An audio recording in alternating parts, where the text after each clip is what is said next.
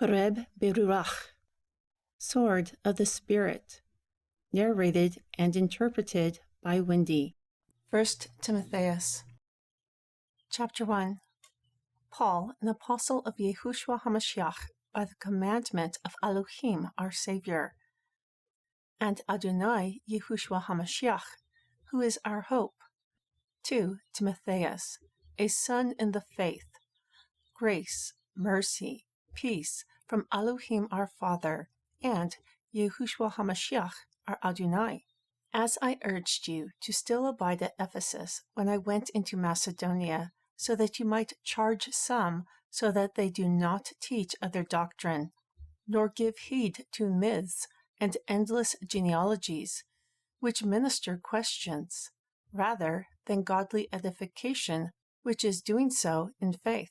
Now the purpose of the commandment is to love from a pure heart, and of a good conscience, and of sincere faith, from which some have swerved, turning aside to vain discussions, desiring to be teachers of the law, not understanding what they say, nor what they affirm.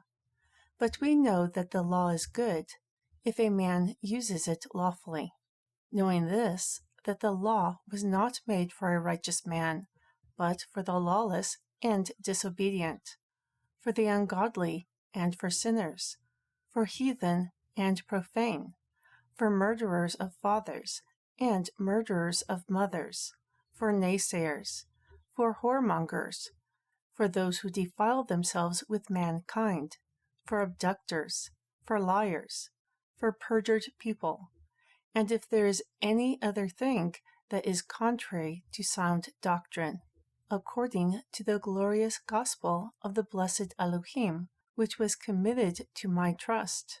And I thank Jeshojehu HaMashiach Adonai, who has enabled me, because he counted me faithful, putting me into the ministry, who was previously a blasphemer, and a persecutor, and hurtful. But I obtained mercy, because I did it ignorantly in unbelief. And the grace of our Adonai was very abundant in faith and love, which is in Jeshojehu HaMashiach. This is a faithful saying, and worthy of all acceptance, that Jeshojehu HaMashiach came into the world to save sinners. However, for this reason I obtained mercy, so that first Jeshojehu HaMashiach might show all long-suffering to me, for a pattern to those hereafter, who will believe upon him to life everlasting. Now to the eternal, immortal, invisible, and only wise King, Elohim, is honor and glory forever and ever. Amen. This charge I commit to you, son Timotheus, according to the prophecies which went before upon you, so that you might war a good warfare by them, holding on to faith and a good conscience, which some have rejected, and so have suffered shipwreck with regard to the faith, of whom is Hymenaeus and Alexander, whom I have delivered to Hashatan, so that they might learn not to blaspheme. Chapter 2. Therefore I encourage that first of all, supplications, prayers, intercessions, thanksgiving are made of all men, for kings and for all who are in authority, so that we may lead a quiet and peaceful life in all godliness and honesty. For this is good and acceptable in the sight of Elohim our Father, who wants all men to be saved and come to the knowledge of truth. For there is one Elohim and one mediator between Elohim and men.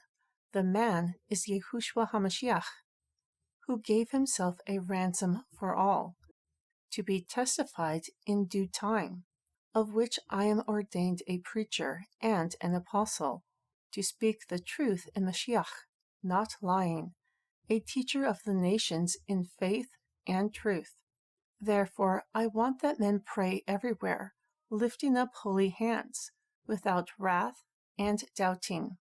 In like manner, also, so that women adorn themselves in modest apparel, with bashfulness and modesty, not with braided hair, nor gold, nor pearls, nor costly robes, but that which becomes women professing godliness with good works. Let the women learn in silence, with all subjection. But I do not allow women to teach, nor to use authority over the man, but to be silent.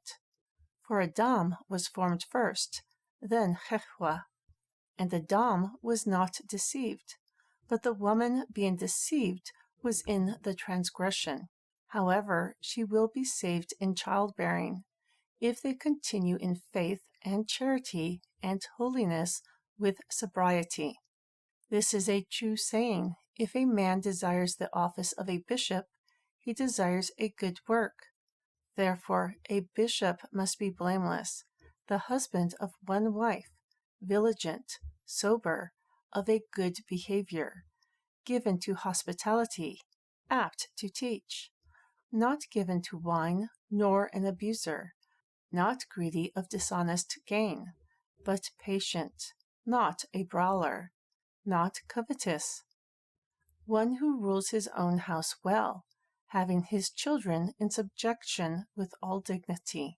For if a man does not know how to rule his own house, how will he take care of the assembly of Elohim? Not a novice, lest being lifted up with pride, he fall into the condemnation of the devil. Moreover, he must have a good report of those who are outside, lest he fall into reproach and the trap of the devil. Likewise, the deacons are grave, not double-tongued, not given to much wine, not greedy of dishonest gain, holding the mystery of the faith with a pure conscience. Also, let them be proven first. Then, being blameless, let them use the office of a deacon. Even so, their wives must be dignified, not slanderers, sober, faithful in all things. Let the deacons be the husbands of one wife, ruling their children and their own houses well. For those who have used the office of a deacon well purchase a good decree for themselves, and great boldness in the faith which is in Yahushua HaMashiach. I write these things to you, hoping to come to you shortly. But if I tarry long, so that you may know how you ought to behave yourselves in the house of Elohim, which is the assembly of the living Elohim, the pillar and ground of the truth. And without controversy, great is the mystery of godliness. Elohim was manifest in the flesh, justified in the spirit, seen of angels, preached to the nations, believed in all the world, received up into glory. Chapter 4. Now the Spirit clearly speaks that in latter times some will depart from the faith, giving heed to seducing spirits and doctrines of devils, speaking lies in hypocrisy, having their conscience seared with a hot iron, forbidding to marry, to abstain from meats that Elohim has created to be received with thanksgiving by those who believe and to know the truth. For every creature of Elohim is good, and nothing is to be refused if it is received with thanksgiving, if it is sanctified by the word of Elohim and prayer. If you put the brethren in remembrance of these things, you will be a good minister of Yahushua HaMashiach, nourished up in the words of faith and good fortune, of which you have attained. But refuse profane and old fables, and exercise yourself to godliness. For bodily exercise profits little, but godliness is profitable to everyone, having promise of the current life, and of that which is to come. This is a faithful saying, and worthy of all acceptance. Therefore, we both labor and suffer reproach, because we trust in the living Elohim, who is the Savior of all men, specifically of those who believe. These things command and teach. Let no man despise your youth, but be an example of the believers. in word, in conversation, in charity, in spirit, in faith, in purity. Until I come, give attendance to reading, to encouragement, to doctrine. Do not neglect the gift that is in you, which was given to you by prophecy, with the laying on of the hands of the elders. Meditate upon these things. Give yourself completely to them, so that your benefit may appear to all. Take heed to yourself and to the doctrine. Continue in them, for in doing this you will both save yourself and those who hear you. Chapter 5. Do not rebuke an elder, but entreat him as a father, also the younger men as brethren, the elder women as mothers, the younger as sisters with all purity. Honor widows who are truly widows. But if any widow has children or grandchildren, let them first learn to show piety at home, and to repay their parents, for that is good and acceptable before Elohim. Now she, who is truly a widow and desolate, trusts in Elohim and continues in supplications and prayers night and day. But she who lives in pleasure is dead while she lives. And these things give in charge, so that they may be blameless. But if any provide not for his own, and especially for those of his own house, he has denied the faith, and is worse than an infidel. Therefore you shall choose a widow who is not less than 60 years old, who has had one husband, well reported of for good works. If she has brought up children, if she has lodged strangers, if she has washed the feet of the saints, if she has relieved the afflicted, if she has diligently followed every good work.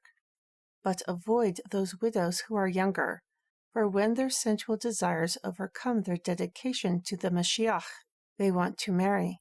But they learn laziness while going around house to house, and not only laziness, but also to increase talking, to take up vanities and speak that which is inappropriate. Therefore, I prefer that the younger women marry, bear children, guide the house, give no occasion for the adversary to speak reproachfully, for some have already turned aside after Hashatan. If male or female believers have widows, let them support them, and do not let them burden the church, so that it may have enough for those who are truly widows. Let the elders who rule well be counted worthy of double honor, especially those who labor in the word and doctrine. For the scripture says, "You shall not muzzle the ox that treads out the grain," and the laborer is worthy of his reward. Do not receive an accusation against an elder, unless before 2 or 3 witnesses. Those who sin should be rebuked before all, so that others may also learn. I charge before Elohim, and Adonai Yahushua HaMashiach, and the elect angels, that you observe these things without preferring one before another, doing nothing by partiality. Do not lay hands on a man suddenly, nor be partakers of other men's sins. Keep yourself pure. Do not drink water any longer, but use a little wine for your stomach's sake and your frequent illnesses. Some men's sins are open beforehand, going before to judgment, and some they follow after. Likewise, the good works are manifest beforehand too, and those who are otherwise cannot be hidden. Chapter 6. Let as many servants as are under the yoke count their own masters worthy of all honor, so that the name of Elohim and his doctrine is not blasphemed. And those who believe masters, let them not despise, because they are brethren, but rather do them service, because they are faithful and beloved, partakers of the benefit. These things teach and encourage. If any man teaches and does not draw near the sound words of our Adonai Yahushua HaMashiach, and to the doctrine which is according to godliness. He is proud, knows nothing, and argumentative, by which comes envy, strife, rialing, evil suspicions, useless debate of men with corrupt minds, and destitute of the truth, supposing that grain is godliness. From such withdraw yourself. However, godliness with contentment is great gain. For we brought nothing into this world, and it is certain we can carry nothing out. And having food and raiment, let us be content by it. But those who are rich fall into temptation and a trap, and into many foolish and hurtful lusts, which drown men in destruction and perdition. For the love of money is the root of all evil, which while some covet after, they have erred from the faith, and pierced themselves through with many arrows. But you, O man of Elohim, flee these things, and follow after righteousness, godliness, faith, love, patience, meekness. Fight the good fight of faith, lay hold on eternal life, unto which you are also called, and have professed a good profession before many witnesses. I give you charge in the sight of Elohim, who quickens all things, and before Yahushua HaMashiach, who before Pontius Pilate witnessed a good confession, that you may keep this commandment without spot, unrebukable, until the appearing of our Adonai Yahushua HaMashiach. He who is going to reveal himself in his time, the blessed Elohim and only mighty one, the King of kings and the Lord of power, who alone is immortal and who lives in unapproachable light, whom no man has seen nor can see. To him be honor and might forever. Amen. Charge those who are rich in this world, so that they are not high-minded, nor trust in uncertain riches, but in the living Elohim, who gives us richly all things to enjoy, so that they do good, so that they are rich in good works, ready to distribute, willing to communicate, laying up in store for themselves a good foundation against the time to come, so that they may lay hold on eternal life. O TIMOTHEUS, keep that which is committed to your trust, turn away from godless chatter, and the opposing ideas of what is falsely called knowledge. For those who profess it have gone astray from the faith. Grace be with you. Amen. The end. Thank you for listening to my interpretation and narration of 1 Timotheus. I hope that you find my Bible series, Khureb BeRuakh, Sword of the Spirit, enlightening. The word of Yahweh is a treasure trove of mysteries. It's amazing what you'll discover when you read it with your eyes open. My name is Wendy, and you've been called out of darkness